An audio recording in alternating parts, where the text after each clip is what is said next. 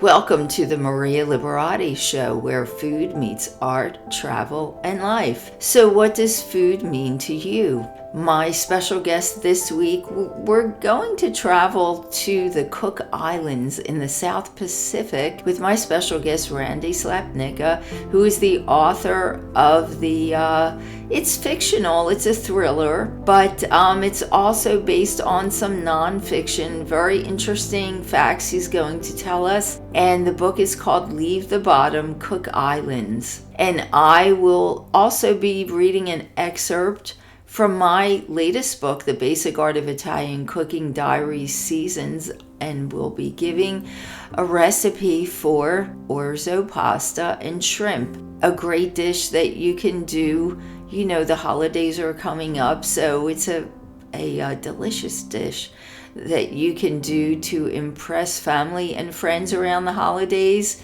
Very easy to do, healthy to eat as well. You know, I mentioned that my special guest is an author that wrote a book about the Cook Islands. It's actually a fictional tale based on some nonfiction, but I did some research on the Cook Islands in the South Pacific, and one of the things that I thought that's so interesting is that family values is very important to the people of the Cook Islands. The inherent traits of genuine care for others and love of family are really apparent there, no matter your island background, because there's many different islands in the Cook Islands. And the bond of family is vital, and extended family is an integral part of life. Children often live with grandparents, and nephews and nieces live with aunts and uncles. Adoption of family members is widely encouraged. What a nice tradition. And I just wanted to also remind everyone, before we get to that interview and my recipe, that I am doing a 4-course wine pairing dinner at the Ridgeview Winery in Bechtelsville, Pennsylvania on January 29th and February 10th. They will be 4-course wine pairing dinners, and you'll get to sample some of the great wines of the winery also. So you can sign up for those events. Again, they're January 29th of 2023. So they'll be in the new year, and February 10th, 2023. You can sign up for the events at eventbrite.com. Again, there are events being held at the Ridgeview Winery in Bechtelsville, Pennsylvania. And if you have any questions about the events, please feel free to email me at info@marialiberati.com. Stay with me for all the special things this week. And as promised, here's an excerpt from my latest book, The Basic Art of Italian Cooking, Diaries, Seasons. And this excerpt is titled Special Gifts and a Sunset in Rome, and it includes my recipe for orzo pasta and shrimp. Special gifts are sometimes the simplest things. As I write this, I'm getting ready to release my holiday guide with some fantastic gift ideas. I do enjoy material gifts, but I am so enamored with gifts that can't be wrapped up in a package. For me, so many gifts come to mind that I could never put a price on. Everyone has those gifts that we are not thankful enough for. Think about it. While chatting yesterday with family in Rome I had not seen in a while, they emailed me a photo of a colorful sunset and said how much they wished I was there to see it. I wished the same thing, but the photo really brightened my evening. Just imagining being in Rome to see another beautiful sunset. The photo and the thought were my favorite gifts of the day. Purchase gifts are always nice, but remember all the gifts you receive throughout the day. As we're getting ready for my gift guide, I've gotten to work with many exceptional olive oils in my test kitchen. Here's a recipe that puts olive oil to good use. So this is my recipe for orzo pasta and shrimp.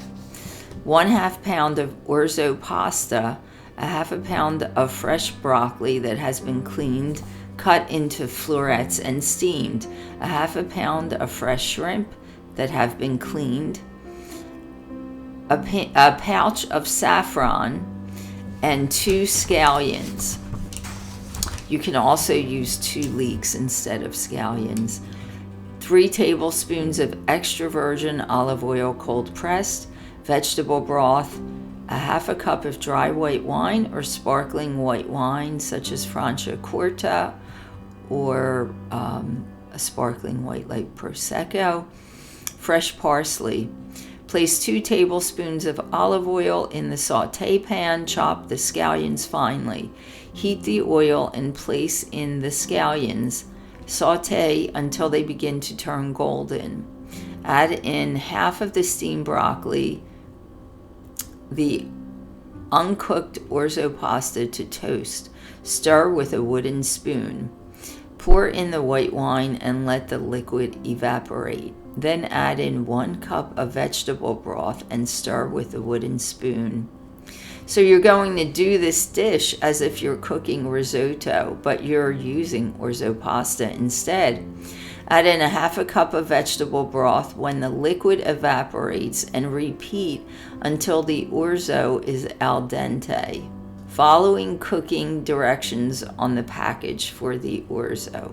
It should tell you how long the orzo should cook. 5 minutes before cooking time is up, add in the remaining broccoli, cleaned shrimp, and the packet of saffron. Stir until the saffron is blended in. When finished cooking, remove from heat. Place 1 tablespoon, if you would like, of butter on top and stir in. Sprinkle with finely chopped parsley, stir. Let sit for 1 minute before serving. For a serving idea, try serving this dish in small glasses. Top with 1 whole shrimp and a broccoli floret for decoration. Serve with Franciacorta or Prosecco wine. And there you have a great dish. And I'm here today with a really interesting author, and I think it's a really interesting subject that all my listeners out there are going to be interested in. It's something I was really surprised to learn also. This is Randy Slapnicka, and he's the author of an interesting book called Leave the Bottom Cook Islands. Is that correct, Randy? Yes, it is. So, well, Randy, tell us first about your background. So I was born and raised in North Dakota on a farm. Uh-huh. And at the age of 14, my parents actually moved away and I stayed in the small town. So I've actually lived alone. So I was 14 years old. And at the age of 19, I decided to hitchhike out to Walla Walla, Washington to see my aunt and uncle. Uh-huh. And a guy picked me up I was hitchhiking, and I asked him what he did. And he said he was a deep sea diver, underwater welder. Uh-huh. And so at that moment, I decided to become one. And so for the next 6 to 7 years, I traveled around the world welding pipelines underwater for the oil companies. Wow. And so it was a very interesting intro into that business. Yes, that is really very, very interesting. That sounds like a really interesting profession. So I'm guessing then that is what led you to writing this book. So from there, I actually I went directly into computers out of deep sea diving, and then I became a stockbroker. I've done so many things. I'm a real estate developer. I've done cell towers. I've done so many different things. I've had restaurants, which we may want to talk about that for a little bit. Yes, yes. But I've also done so many things in the process, and currently I'm into stem cells and structured water. Oh, so wow. I bounce around a lot, but yes, sounds like very technical, like lots of technical types of things that you've done. But yes, so is this book, this was newly released? Is this a new release? It was released in June 15th. I had started writing it during COVID.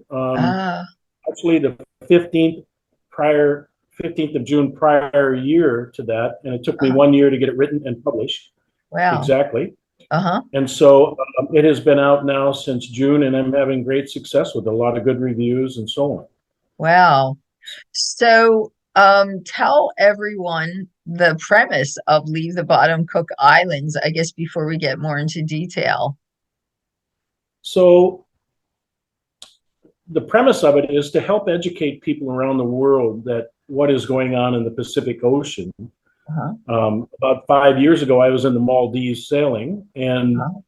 I bumped into a guy that was then leasing the bottom of the Cook Islands to actually mine the polymetallic nodules that sit on the bottom of the ocean. They actually are throughout the whole Pacific rim and all over the Pacific Ocean.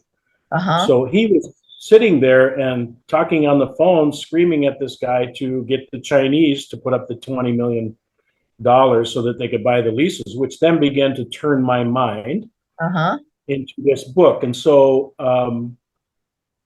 the polymetallic nodules that are sitting on the bottom of the ocean, they are full of cobalt, nickel, manganese, iron, Uh-huh.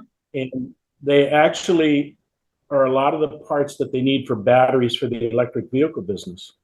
Wow. So these polymetallic nodules grow only 1/3 of an inch every 2 million years. Oh, wow. So some of them are as large as cauliflower, a foot Uh-huh. long. Huh. So they've been on the bottom of the ocean for billions and billions of years. So Wow. So once, that being said, I'm sorry, I didn't mean to interrupt you. I was going to say, that being said, so if they're mining it, then they're taking this away. And if they grow every like 2 billion years, there's not going to be any left. Is that correct? that's correct. Well, mostly what they're doing is they're putting these large combines on the bottom of the ocean because Uh-huh. they sit on the surface and they Hmm. sweep them together and then they raise them off the bottom, put Uh-huh. them on a ship and send them to China to pulverize them and break down the minerals.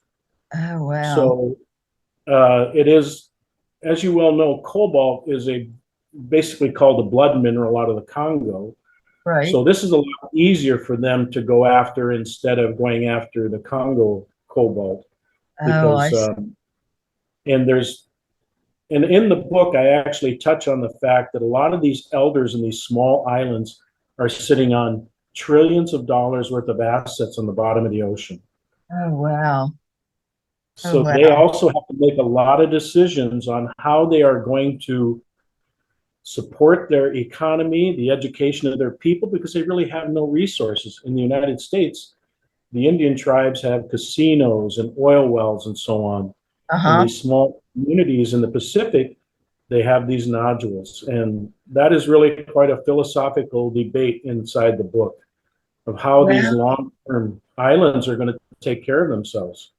yes. So basically, as I mentioned, when we first got on, but I wasn't recording, that it sounds like, people think these electric cars are good for the environment, but really it's the opposite because it sounds like it's destroying the bottom of the Pacific Ocean by them mining all the minerals that are all these things that are there. Is that correct?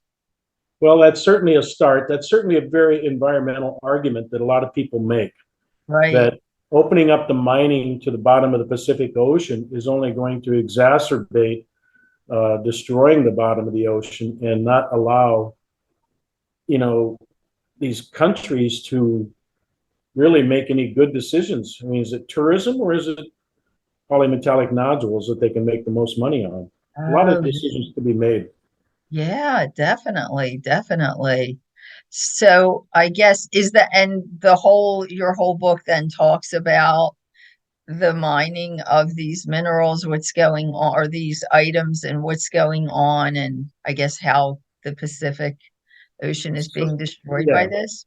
So I wrote a commercial fiction book that involves the polymetallic nodules. My protagonist is a 40-year-old lady in a Mm-hmm. university who is also specializes in octopus.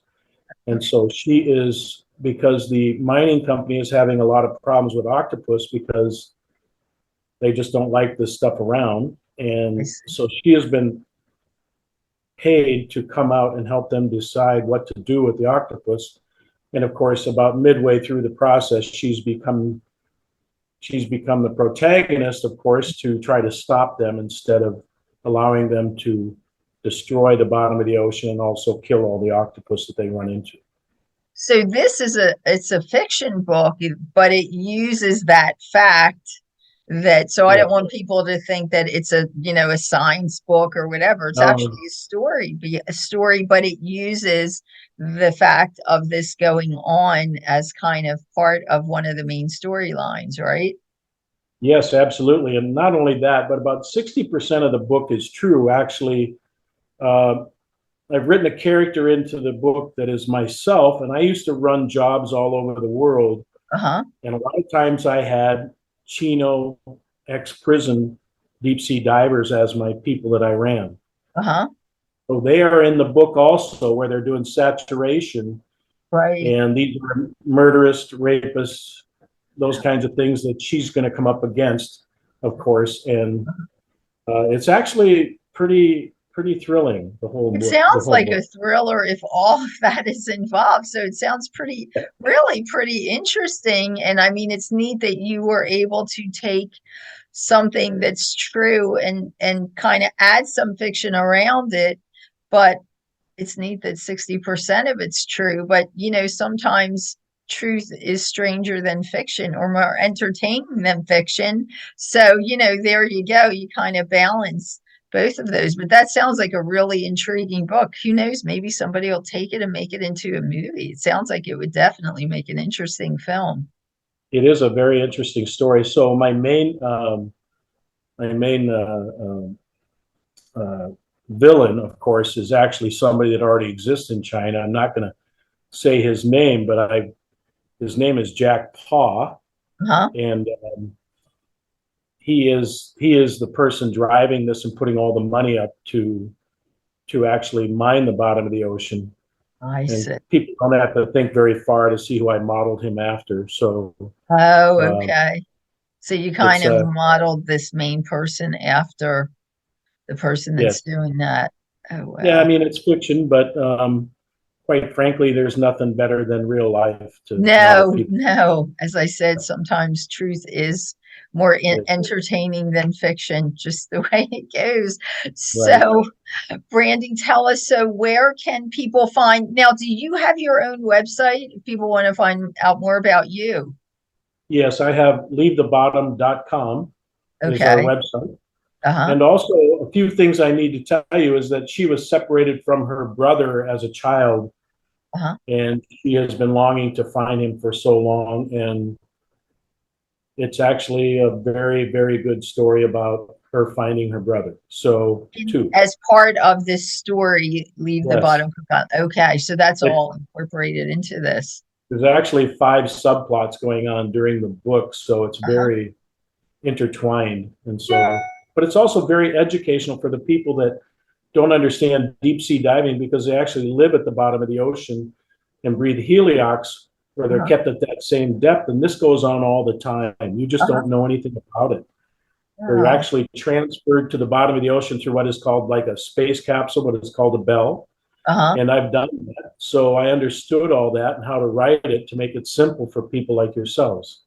Oh, that's great. Yeah, not a lot. I mean, I don't think a lot of people understand deep sea diving unless it's, something that you do. So it's really interesting because I think that, and I love it when they're, it's a fiction book, but you can learn something from it also, which it sounds like it, and it's kind of an entertaining way to learn about all these different aspects also. So sounds like definitely a great book to read. So and where can people purchase this? Is it on, I'm sure it's on Amazon Kindle? Yes, we have 3 different versions. We have the Kindle version, we have the audio, and also the paperback. And they can, of course, pick it up on Amazon, Barnes and Noble, all these different websites that are on my webpage. And I've just hired an agent that's going to try to get it into a lot of the stores and so on. So you should be seeing more of it here soon. Okay. And the title again, I mean, the title of the URL of your website. What was that again? Leavethebottom.com is the website. Yep. The title is Leave the Bottom, Cook Cook Islands. Islands, right? Yes, but I So- meant the website too. Yes, so people know where to find you and find the book. Well, much success with it, and hopefully you'll let us know when your next one's coming out, because it sounds like you're involved in many different fields, and I'm sure you'll be doing another book soon.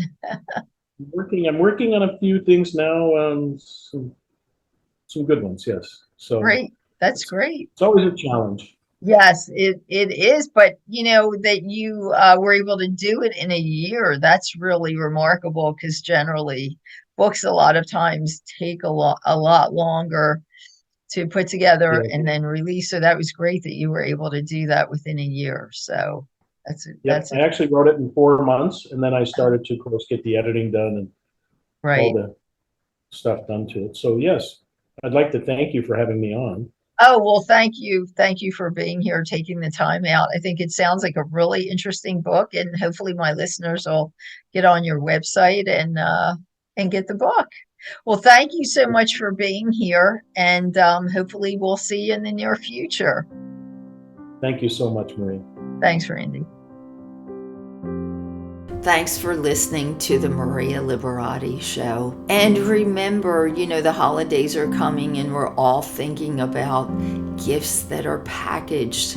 And the excerpt I read from my book titled Special Gifts and a Sunset in Rome talked about my special gift of one day, which was the picture of a beautiful sunset in Rome that someone sent me. So we all have special gifts that we get every day that we just take for granted: a hug, a smile, a laugh, a sunset, the picture of the sun. We get so many gifts that we just take for granted. So think of your special gifts that you got today. They don't have to come wrapped in packages. We get so many gifts throughout the day. And on that note, I'd like to give special thanks to my producer, Britton Roselle, and this week's special guest who took us on a trip to the Cook Islands, Randy Slapnicka, the author of Leave the Bottom, Cook Islands. And just a reminder, I will be doing a 4-course wine pairing dinner at the Ridgeview Winery in Bechtelsville, Pennsylvania, January 29th and February 10th. And you can register for those on eventbrite.com. And as always, you can find me at marialiberati.com. You can find my books on Amazon and Kindle. That's the Basic Art of Italian Cooking book series. In my latest book, The Basic Art of Italian Cooking Diaries Seasons. And 2 new books that I worked on. One is How Wine Can Change Lives. I did the English translation for that Italian award-winning book. The other book is called Graceland's Adventures, and it's a book for tweens. It's by a talented young author named Monet Myers, and I didn't write the book, but I was fortunate enough to have my recipes used in the book. It's about a little girl that loves to cook. And you can find all those books on artoflivingprimamedia.com, or as mentioned, Amazon and Kindle. And you can also find me on Instagram at Maria Liberati, on Pinterest at Maria Liberati, on Twitter at Maria Liberati, on Facebook at Chef Maria Liberati, on my Roku channel, The Basic Art of Italian Cooking, my YouTube channel, The Maria Liberati channel, on Vimeo, The Maria Liberati channel.